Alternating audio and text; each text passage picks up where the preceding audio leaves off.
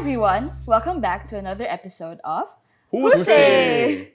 So I am Stacey. I am a year 2 finance and law major, and you are? I'm Dexter. I'm a year 2 global studies and political science major. I'm also a member of the NUS Students Political Association, the Students' Union, and a few CCAs in my residential college, Tembusu. I'm Alex. I am a year 3 computer engineering major, and I'm also a member of quite a long list of CCAs, including NUS Arts Production Crew, NUS Kayaking, and a couple of other CCAs in my residence, Helix House. Maybe I should share my CCAs also. So I'm in Radio Pulse, which is the broadcasting and hosting CCA, which is why I'm hosting this episode now. And I'm also in a few faculty CCAs in the law faculty, and then I'm also in a few Tembusu College interest groups as well. Coincidence? Could you guys share a bit more about what made you choose these CCAs that you're doing? And you guys do a wide range of CCAs. For Alex, you do arts and sports. For Dexter, you do a lot of both NUS-wide CCAs and within Tembusu College CCAs. So maybe share a bit more about why you guys chose these CCAs and how you got started. I suppose I was always interested in the event operations side since I joined NUS. So these CCAs felt like sort of fitting opportunities to help me expand my skill set. It was more about expanding the skill set and meeting like-minded friends. It's always very satisfying finishing the event and just yapping with your friends at the end of the day. As for me, I think I've also been quite interested in the event planning side of things. But when I first joined NUS Arts Production Crew, it was as a lighting designer. Because, like doing all the lighting for stage shows, that kind of stuff. It was mostly because I used to do that stuff back in JC as well. Yeah, as for NUS Kayaking, I joined that because I'm just a fan of water sports, which can be traced back to a CCA that I used to do in year 1 and year 2, which was Dragon Boat. Was this water sport thing something that you did even before uni, or was it something you got started in when in NUS? Not really. I kind of just, I only really joined these because I just saw the booth at SLF, like Student Life Fair, back when I was in year 1. Then I thought, why not? Then how about you, Dexter? Was event planning something you've always been interested in, or was it something you just started in uni? I'm going to steal Alex's words and just say I saw the CCA online, their Instagram pages, and I thought to myself, why not? So yeah, it's just something I stumbled into when I joined uni. Although I was in pretty similar CCAs in my pre-university as well. Was it always an idea that, okay, yes, I'll go to uni and I'll join a few CCAs and do these activities outside of just studying?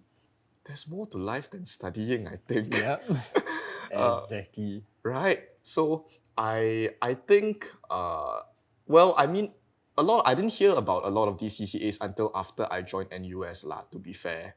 But once I heard about these CCAs, I figured since the barrier to entry is quite accessible, I think it is for a lot of us. So might as well try, no harm trying. At worst, you get interview experience. At best, you get a new skill set and a starter pack of friends. So I suppose that was my attitude towards joining the CCAs that I'm currently in. I mean, I don't know about interview experience, but I just thought, why not? I didn't know some of these CCAs even existed. Like NUS Arts Production Crew, for instance, I kind of didn't realize they existed. I had an idea something like that would exist, but my first actual exposure to all these CCAs was only when I came into NUS. Then I just saw it and I was just like, if I don't try it now, there's no way I'm going to try it once I get a job. So I'll be very busy with work and not really much time for hobbies. So it's going to be quite tough to just try these things. So might as well do it while I can.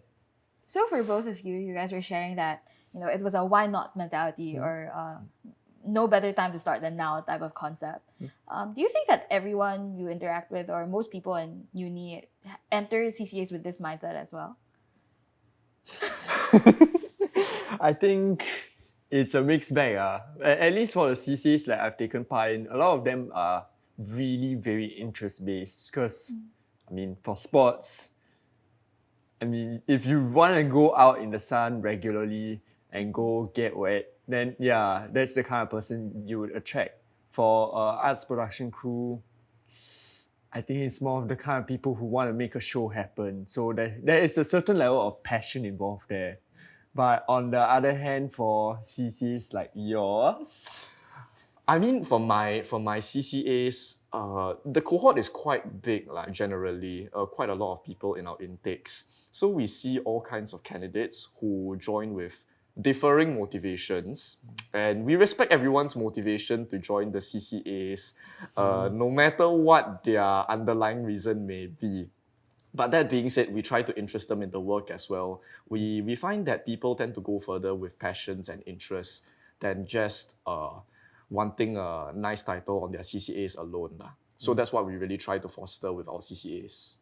So it sounds like the two of you believe in meaning making out of your CCAs, that, CCA participation is more than just something to add to your long list of credentials once you exit uni. So perhaps could you share what actual meanings, like perhaps did the CCAs teach you new things or help you grow in a certain way?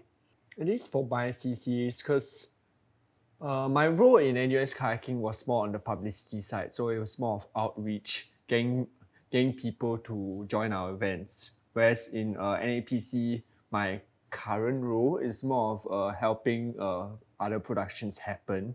And of course, when I was doing lighting stuff, it was making that part of the show happen. Common trend in like most of the roles that I end up taking up is like making things happen and really pushing some outreach, pushing some manpower allocation, that kind of stuff.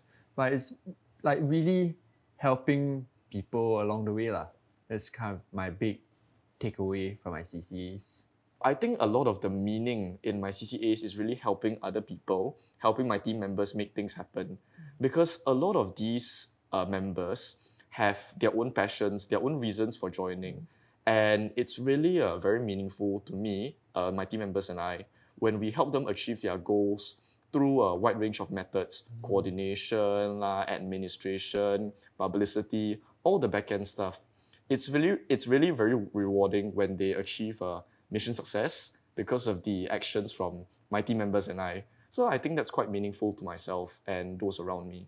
So you're saying that, by you helping other people through your roles in the CCAs, you yourselves feel like fulfilled and satisfied and content with what you're doing.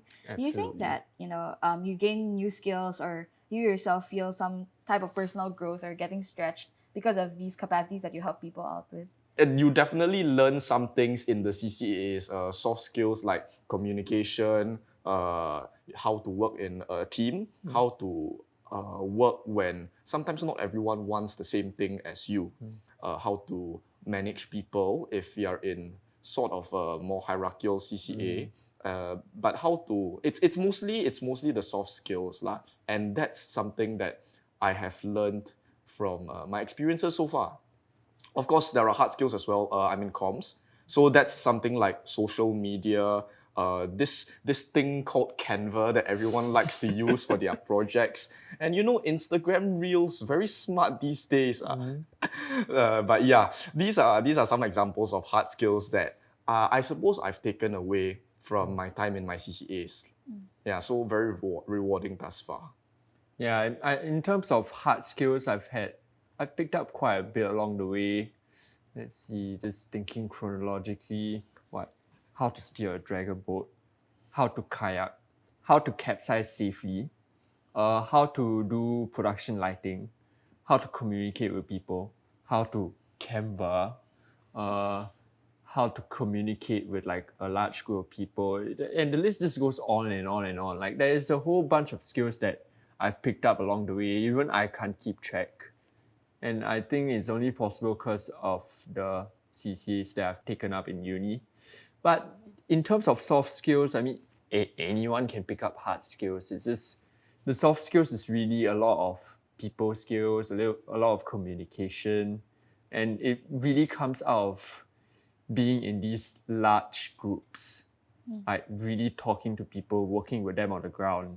I think you guys were sharing a lot of different CCAs and how they impacted you and helped you grow and learn things in uni and how it enriched your student life also. So, what are some challenges that you face because of these so many CCAs that you do? We only have 24 hours a day, regrettably so, regrettably. So I think you can only do one thing at once. For example, if I were to try steering a dragon boat while doing stage lighting at the same time, I don't think it would go very well. So, It wouldn't go very well for anyone. well, I mean, if you haven't tried, you don't know, right? Technically, no lah. But it's not easy managing time because although I engage in performative studying, I like to remind myself that I'm still a student lah. At the end of the day, I still have academics and everything. So time management is certainly one concern. Another one I would say is also juggling the different and varied CCAs. I'm quite fortunate because my CCAs have different peak periods, so the work picks up at different times of the academic year. But I know of some of my friends whose CCAs their peak periods all coincide. So that's a bit difficult for them in terms of time management as well. Doubly so if it coincides with periods like midterm periods or final periods. I mean, for me, it's a pretty similar concern. Like, mostly on the academic side, because you need to prioritize your studies, of course, as well as your CCA commitments. And just on the CCA commitment side, like, let's just think about the fact that there's so many things that you need to keep track of. I mean, I used to be guilty of kind of losing track of my own commitments, but it's something that if it wasn't for the fact that I had so many commitments that I lost track of, I wouldn't learn how to keep track of them, right? If that makes sense. Yeah.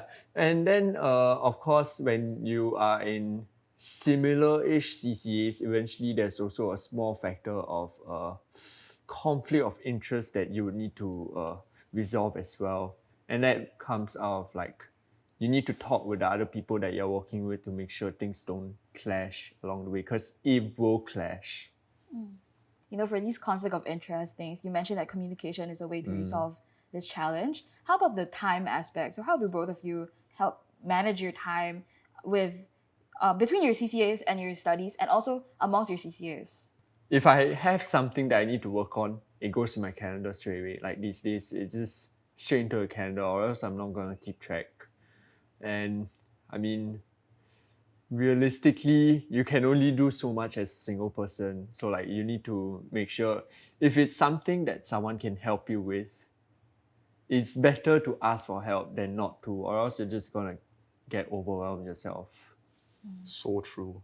I use a calendar as well. If anything is of priority, I just put it on my phone and I forget about it until the reminders function tells me that it's due. But I would agree with Alex 100% that your team members are also a very, very valuable asset. Don't try not to do things alone. You can only go so far as you have capacity for as an individual. So, but you can go much further with a team. And I think it's really very essential that you work in a team well. You work well with a team. You delegate, and you really find like-minded people in your CCAs that can help you go much further than you can go alone. Yeah, it's quite inspiring that you guys still commit, to all these CCAs despite these challenges in terms of, managing your time and managing expectations or managing different interests of your different CCAs. What would you advise to students who want to follow in your footsteps? Students who want to explore these different CCAs that NUS could offer them and enrich their student life in this manner. Follow our footsteps. Follow with our caution. footsteps. With caution is a very important thing, because it's very easy to fall into the trap of overcommitting. Like, everything sounds interesting, but you do have anywhere between 3 to 4 years to explore it all. If you do it all in year one, you're either going to run out of energy, run out of time, or run out of things to do eventually. And then after that, you're going to be looking at yourself and you're just going to think, couldn't I have spread this out more so I could actually enjoy things instead of just chonging from one thing to another to another? It's better to like spread things out, not just within the year, but like throughout your entire time in NUS. I mean, that's certainly true. When I was year one, I think I was quite overwhelmed at the wide range and variety of CCAs. You know, you've got your school-wide CCAs, your faculty clubs.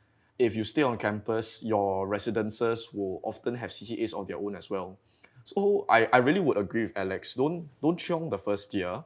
Take some time to figure out your interests and perhaps what you like to learn or do. Not to specialize all the way, of course, but understand what CCAs would maybe interest you, what would be a sustainable balance between your academics and the time commitment of these CCAs. And afterwards, maybe pick a handful, perhaps one in your residence if you stay on campus, one in your faculty, or one NUS-wide CCA, up to you. I think the key word here is sustainability lah. That you shouldn't burn yourself out in your first year because it's a long journey that you have ahead of you. And it's a bit sad if you burn yourself out in year one or if you overcommit in year one and then for your second year onwards, you would have certain issues as the workload picks up as you become a senior to the juniors in your CCAs. Yeah, I think you guys raised very insightful tips, for our listeners. And I think it also is very true. I think, something that you guys are trying to allude to is that it's never too late to start and try. So a few of my CCAs that I'm currently in were things that I only started this year and I didn't start from year one. And it's always quite interesting that, these opportunities are always available throughout our around 4 years, in NUS. So we don't have to, start everything in year one, but we do want to, make our first year quite meaningful and interesting and varied in terms of our activities. Yeah. How could students get started? Like where's the entry point to these CCAs, or how can they find CCAs that they want to join when they enter NUS? I think the very big and obvious entry point is Student Life Fair in August. Yeah, August. I mean, literally like I think 90-something% of all the CCAs in NUS will all be there. They'll be showcasing what they have to offer.